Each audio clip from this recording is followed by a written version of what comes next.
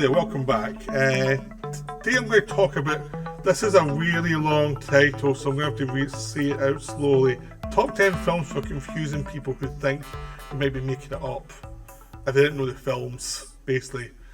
When you're describing the plot and the atmosphere of the film. So, like, if someone doesn't know about films, and you describe the plot of this film, they might think you're making it up.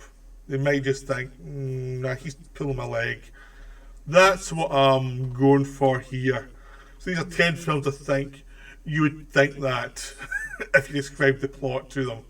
So it's nothing to do with who the director is. I've limited myself only one David Lynch film. So there's that. I'm going to start off with number 10. There's actually two George C. Scott films in a row here, so I'll start. They May Be Giants, which is a film about a guy who thinks he's Sherlock Holmes. It's in the 1970s. He's gone mad and thinks he's Sherlock Holmes and goes on an adventure to solve a mystery. And he's got a doctor called Watson, played by Joanne Woodward, and she's trying to decide if he's gone completely mad or is there method in his madness. And it's a delightful, bizarre, romantic comedy. Now, if you'd heard that plot description, would you think I'm making it up? Would you think this film does not exist? But it does exist, and it's wonderful. So, yeah, it has to be on the list. Right, number 9 is A Day of the Dolphin. Now, The Day of the Dolphin is a man played by George C. Scott who trains dolphins, is figuring out a language to communicate with dolphins. Dolphins can speak in some way. And then because they're so well trained and so the communication is so well, the CIA decides to use them for a presidential assassination. Do you think I'm making that up? It does sound like I'm making that up. So, it had to be in. They May Be Giants a much better film than Day of the Dolphin, to be honest. Day of the Dolphin has a good first half. It's very science fiction, and then it goes mad in the second half. But you would think I'm making it up. Okay, number 8 is In the Mouth of Madness. This is perfect because there's madness in the title, right? The Mouth of Madness, the plot is a private investigator has to discover a missing author. He has to find this. They're making an insurance claim this author has gone missing and they can't find his book that will be the big bestseller. The author then finds patterns in the book which leads him to a town, which is a fictional town written by the author in all his books, and within this fictional town there's a gateway to madness for the entire world. All through the fiction of this one writer, this very successful horror writer. Again, you'd think I'm making it up if that plot description is like, how would that work as a film? It works. John Carpenter, it works. Because it's a sense of humour, and the sense of humour really carries it, because that plot could, describing that to somebody who doesn't know much about movies, they'd be like, you're making that up, you're really making that up, right? Number 7, the Ebola Syndrome. The Ebola Syndrome is about a guy who gets Ebola through basically raping an Ebola victim, decides because he's had such terrible time in his life, he shall go back home, and because he's a carrier, so he won't die of Ebola for a little bit quicker, a little bit longer than most people, he will go back home from where he's on the run from Hong Kong to infect all his enemies before he dies. That's the plot. And he infects some people from the country he got Ebola from as well, just as well, to get revenge on them. It's basically a revenge story, but instead of a gun, it's Ebola. Which is a disease that kills you very quickly if you get it. Especially when this film was made. It was a big scare. So that's the plot. Revenge death by a fatal disease that he can avoid dying from. So you'd probably think I'm making that up. No, that came from Hong Kong. Category 3. There's quite a few films from Hong Kong quite a few I could have used, but I thought Ebola was my favourite for the bizarre plot description. Number 6, we have Au Hazard Baltazar. It's a Robert Bresson film. This is a plot where you see the life of a donkey as a metaphor for the life of Christ. Again, you think I'm making that up. I'm not. You see the donkey born, slowly go through his life. It's getting beaten up by so many. It shows humanity at its worst. And it shows you very few people have been nice to it, very few people have been kind. And essentially, in some ways, the donkey dies for all our horrible sins. And it's a beautiful film and it's a masterpiece. But if I told you a donkey's life is a metaphor for the life of Christ, you would think I'm making it up. I'm not. Number 5 is Tag by Sion Sono. Tag is a story about a girl who's gone through this surreal experience.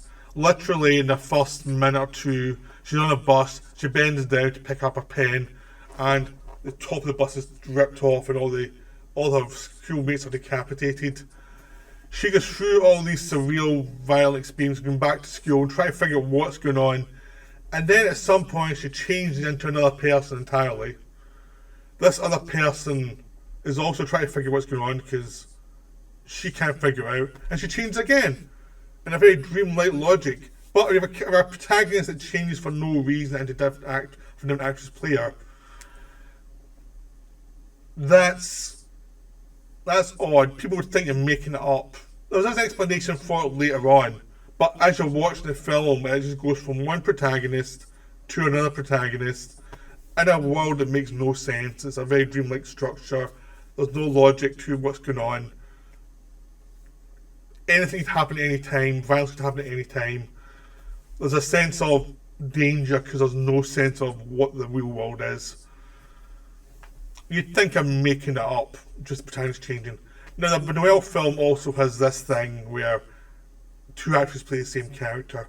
But the reason why I'm not using the Buñuel film is because Buñuel's done before with Belle Du Jour. Belle Du Jour is a story about a sophisticated woman, housewife, who becomes a prostitute to satisfy her sexual desires that are not being met by her husband. And you get lots of bizarre dream sequences where she's treated like a total whore and they throw shit on her and everything else. It's a bizarre film, and if I told you that plotline, you'd think I'm making up the film. There's no way someone financed a film like that. They have. In Europe, but they have, yep. Just again, I did not want to go to Buñuel, so I took Tag instead. Although the Buñuel one about the guy seeing two different women as the same woman to portray two different versions of the woman's character is probably more weird than Tag, because Tag does have an explanation ultimately, but I don't know why you do two for the same director.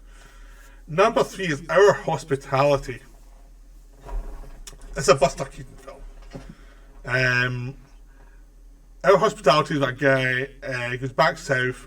His family name is controversial because him and his family and other family fought each other years before, and he get out as a baby, but a lot of his family members died, but they're still bitter rivals. And essentially, once they find out he's back, they want to kill him. But he's been invited to their house by the woman in the family who's in love with him. So his thing is he cannot leave the house because inside the house, southern manners mean they cannot kill him. They have to try and get him out of the house so they can shoot him. And he knows that, so he has to try and see him within the house to avoid getting killed. You'd think I'm making this up. It's wonderful. It's one of my favourite Buster Keaton films. It's wonderful. Of course, eventually he gets out of the house and there's some chase stuff as well. But there's a lot of invention inside the house. But the idea itself is so insane that it's just wonderful. So, yeah, Our Hospitality. Number 2 is Naked Lunch. Naked Lunch is about a writer who starts off, he's oppressed in his writing skills. He starts off not being a writer, but he's got a wife who he then shoots in the head during a drunken motel routine, based in real life that bit. Then travels to a place called Interzone and is then asked by a mugwump, which is this crazy alien creature, to write reports on Interzone and its various inhabitants and find Dr. Benway, who he originally saw in New York, and to try to find out what's going on with Benway. But also, this character's trying to figure out why he killed his wife and what's going on, where is he, and he's writing reports that would become the book Naked Lunch. And during this time, he finds out lots of other strange things about himself, like he's actually gay and all the rest of it. And he eventually finds another version of his wife, played by the same actress, who he then shoots again. And it's going back in repeating format for him. You'd think I'm making this up. Another one in case where the film's terrific, but you'd think I'm making it up. I'm not. That's the plot of the film. How did he explain this plot to get money? I don't know. But boy, it's a David Cronenberg film. It's based on a famous book. What's the plot? You don't want to know. Trust me, you don't want to know. Oh, okay. Okay, number 1 is by David Lynch. I left it at 1. It's Lost Highway. I think actually is the hardest explanation. Again, it's like changing people in the film. Basically, there's a jazz musician who's jealous of his wife. He starts to get these tapes showing inside his house. It gets him paranoid. Then at one point he's arrested for killing his wife, but he doesn't remember doing it. Then in jail he gets the death penalty. Before he's murdered, before he's put to death, he changes into this younger man who also exists in that world and can't remember where he was when he was taken out of put into the jail cell. So they can't figure out what happened, but it's not the same person. This guy gets put away, gets let out because they can't execute him for something he didn't do. And then he starts to run into people from the other person's life, including a woman who looks just like the dead wife, who may or may not exist in reality, depending on which photograph you see. And then at a certain point, when his life gets messed up a little bit by his own actions, he changes back into Fred. And no explanation is ever given to why he changed back into the first person. And it just becomes this insanity. And he gets a message that he heard at the beginning of the film, and he himself does the message to himself, even though it's months later. And the message seems to have travelled back in time. You'd think I'm making it up, but no, it's not a great masterpiece film by David Lynch. Yeah, all of these films are wonderful. You should watch all of these films. These are all great. Even Day of the Dolphin, which is the worst of the films, is still wonderful in a bizarre way.